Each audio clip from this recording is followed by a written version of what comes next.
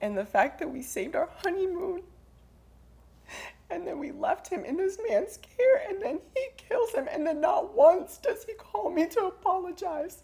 Not once does he do anything to like admit his wrongdoing. So he was our pandemic baby. We got him, as Emeka said, we got to spend a lot of time with him, time that we'll never be able to get back. But more importantly, I had surgery earlier this year and Brooklyn was by my side. I mean, I was spine surgery. So he came, I was out for a couple of months. He consoled me. I mean, I've had the hardest year of my life. And then on top of that, we got married last September and we purposely waited to have our honeymoon because he'd gotten a new job. Yeah. We had a lot of different life changes. So we waited an entire year to go on our honeymoon and we went to go drop him off and never thought we wouldn't get our dog back again. Yeah, never in a million years. I think when I think about Brooklyn's life, it started really in New York before we ever got him. We had gone to a work trip, and it was our first real experience in New York, and we had such a great time. And at the time, she was pressuring me for a dog, and so we were in a hotel and we just saw a Bernese Mountain Dog for the first time, and I fell in love. I said I want something like that if we're going to get a dog.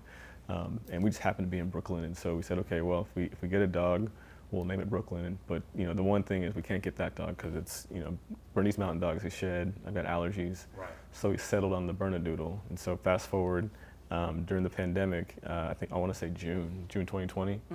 We drove to Houston, picked him up, and literally fell in love with him. He kind of chose us in a sense.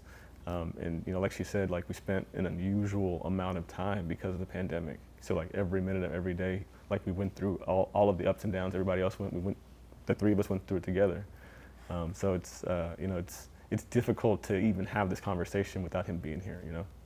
There's some things to my right that when I walked in, I asked if there's been any change, to toys that have been around that you probably look at when you walk through the house and you think, man, that's Brooklyn. Yeah. I think for us, there's a couple different things. I mean, every single time I walk through the door, Brooklyn's always there wagging his tail. So I think probably for like the first 3 weeks, it was hard just for a millisecond. You almost think that he's there. So you open the door and then you remember that your dog is not there. And then we still have this up. I mean, it's still his favorite toy.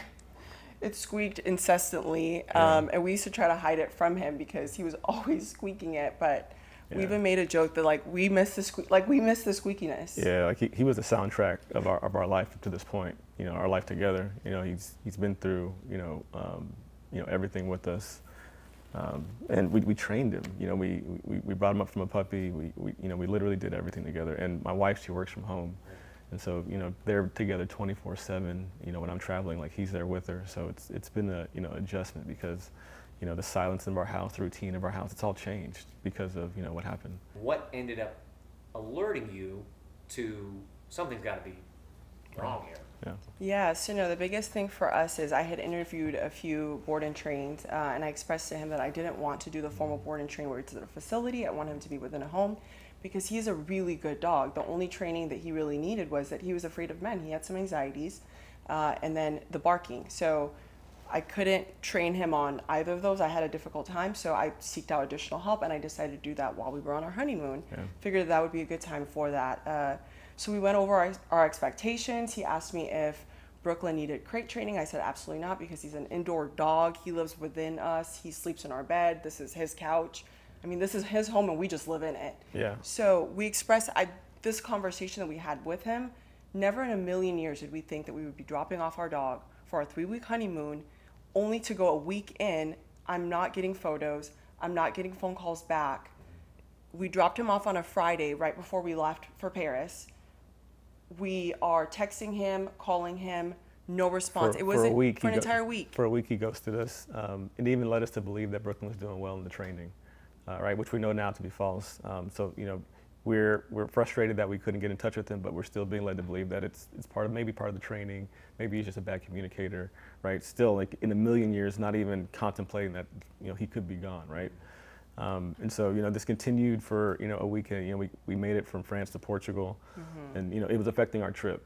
My wife was essentially miserable for much of the trip because, again, Brooklyn is her child, is her hobby, and we're not getting, updates from the person that we left, to take care of him. And so it reached ahead. So we decided to save our honeymoon effectively. We would pull him out and have another person watch him. And so we arranged for that to happen, and we started calling him to let him know, hey, someone's coming. We want to make sure that Brooklyn's okay. And I actually wanted to know what the disconnect was, because my initial thought was, hey, this is part of his process. Maybe he's just not a good communicator, right? Yeah, I thought trying I to give was him a being break. helicopter mom by just saying, hey, how's my dog doing? Hey, how's Brooklyn? How's he interacting in your home? And he's giving me everything but what I'm needing. So at that point, as Emeka said, that's when we finally had our friend go over there. Yeah. And that's when we let him know, hey, we have people coming to get him. And he finally answered our phone call. At that point, I'm frazzled. I'm incredibly frazzled. We're in a small town Portugal, in a restaurant. I hand Emeka the phone. He starts calling. He finally answers. Yeah. And Emeka, as you said, So, I took the phone from my wife because obviously she was upset, and I just didn't want her to erupt on him, right? So I asked him. Well, first of all, I told him that someone was coming to pick Brooklyn up to make sure that, his stuff is ready. He said, okay. And said, by the way, my wife had expectations, on how you would communicate. That hasn't been met, so just help me understand, what's the disconnect here? And his response was, well, I haven't communicated with you because Brooklyn died on Wednesday.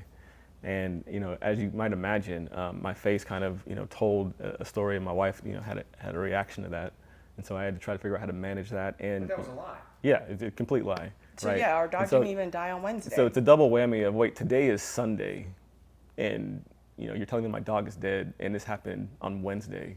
And so you're trying to piece together, how that can be logical, and there's no logical answer for that except that it was deliberate, right? You weren't reaching out to us because you didn't want to, because something happened, and you didn't want to know what happened. Yeah. And what we've come to find out is, when he eventually took Brooklyn to the morgue, he insisted on cremating him to maybe cover up what may have occurred, in the 2 days that we dropped him off.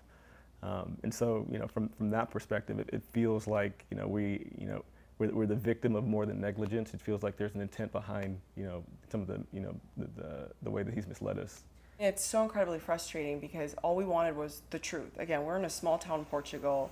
We're trying to figure out what happened. He's not being very forward with us on exactly what happened. When our friends are there, he's not also being forward with them on exactly what happened. Yeah. And then we find out from the vet a whole different story than what he's even told us as well as our friends. So at that point, when you found out that Brooklyn had died Sunday. So basically just a little over 48 hours after we dropped him off is when he died, and we did not find out until an entire 9 days later. When y'all saw pictures of that van,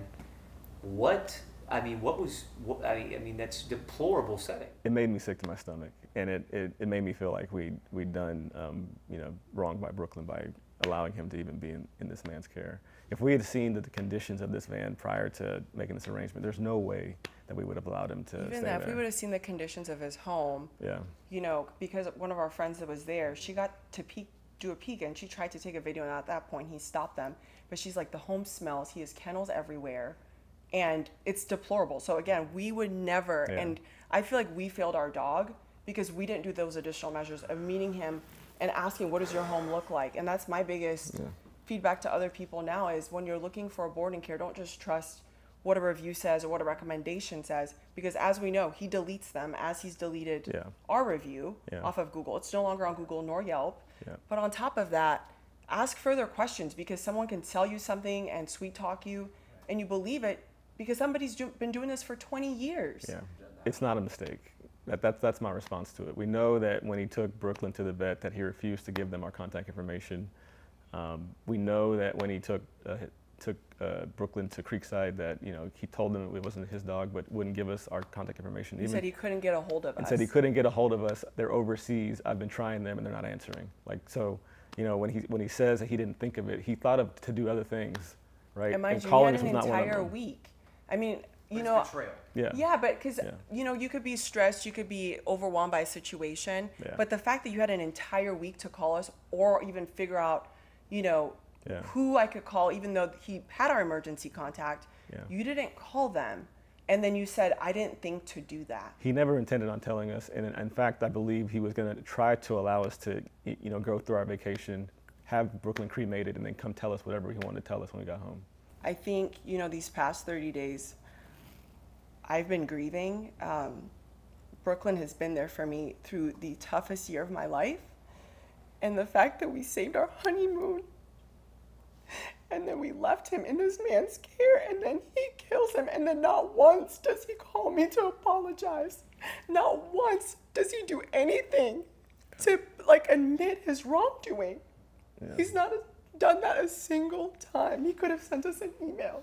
He could have sent me a text message, anything saying, hey, I messed up. I'm forgiving to a fault. I would have eventually gotten over it, but it's 30 days and I still have the biggest hole in my heart that Brooklyn's not here.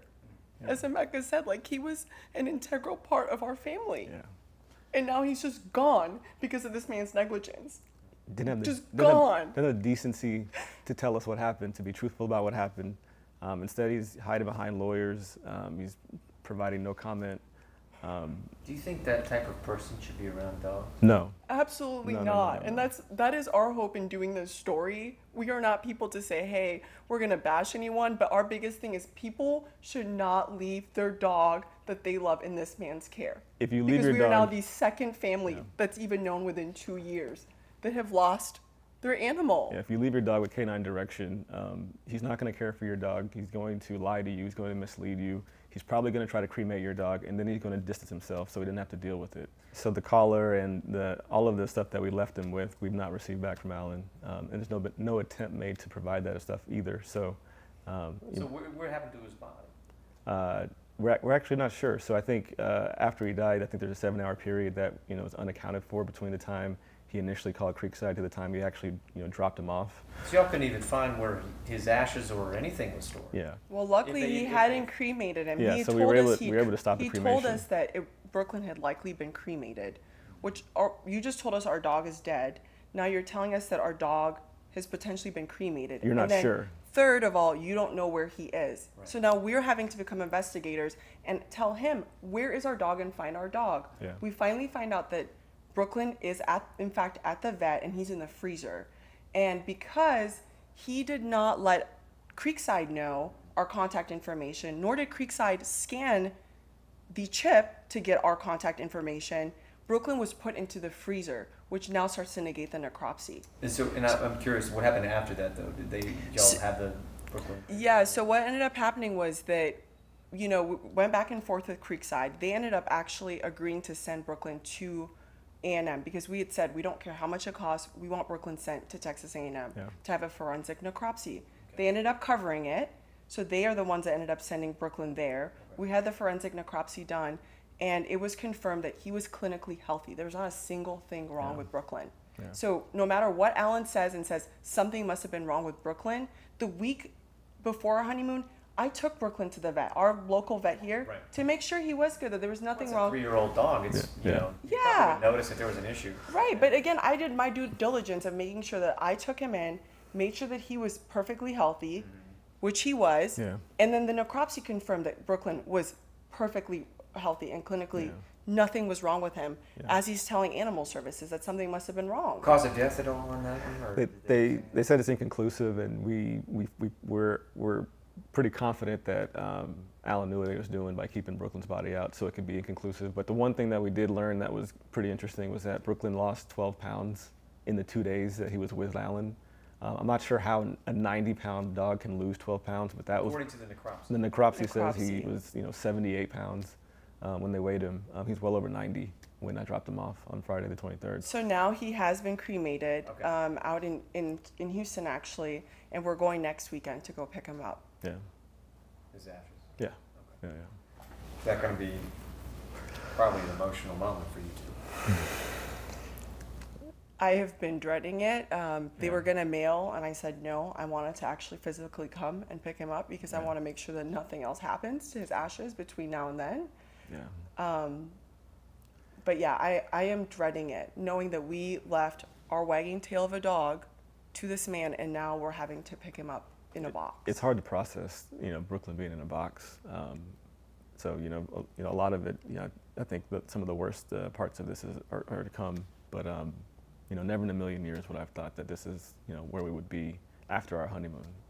I mean, for me, like you say, we have filed a complaint with the DA. I think we'd like to just raise awareness on canine direction as a business and make sure that everyone knows what he has done to our dog and to Trent's dog, and that that spreads far and wide. I think what we've understood about this process over the last few months is that the laws aren't really there to protect the owners, and so there's really not a lot of recourse. I think being in this position, talking to you, is an outcome that most people don't get, and so I'm hopeful that everyone knows who Alan Brown is, that everyone knows who Canine Direction is, and that you never leave your dog with him.